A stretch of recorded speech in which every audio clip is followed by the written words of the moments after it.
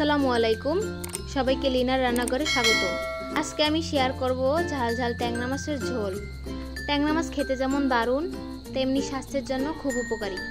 এতে আছে প্রচুর পরিমাণে protein, omega 3 fatty acid, calcium আর আয়রন, যা হাড়, দাঁত, চুল আর ত্বকের জন্য বেশ উপকারী।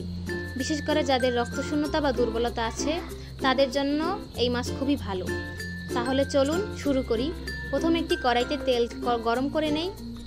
তেল গরম হয়ে এলে এতে দিয়ে দিই পেঁয়াজ কুচি, রসুন বাটা আর আদা বাটা।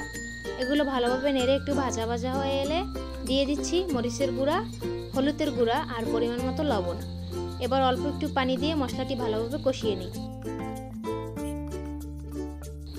মশলার গন্ধ বের হয়ে এলে এতে দিয়ে দিচ্ছি পরিষ্কার করা ট্যাংরা মাছ দিয়ে আবার একটু কষিয়ে নিচ্ছি। এবার এতে পরিমাণ মতো পানি দিয়ে ঢেকে দিব রান্না হওয়ার জন্য। মাঝে মাঝে একটু নেড়ে দিব যেন মাছ না ভেঙে যায়।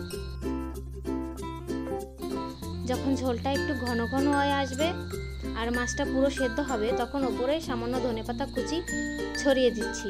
ব্যাস, তৈরি হয়ে গেল দারুণ ঝাল ঝাল ট্যাংরা মাছের ঝোল। সবাইকে বলবো রেসিপিটি ভালো লাগলে অবশ্যই লাইক দিন, কমেন্ট করে জানাবেন কেমন হয়েছে। আমার চ্যানেলটি সাবস্ক্রাইব করতে ভুলবেন না, যেন পরবর্তী রেসিপিটি আপনারা মিস না করেন, এবং পাশে থাকা বেল আইকনটি বাজিয়ে দিন। দেখা হচ্ছে পরের কোনো ভিডিওতে। ততক্ষণ ভালো থাকবেন। আল্লাহ হাফেজ।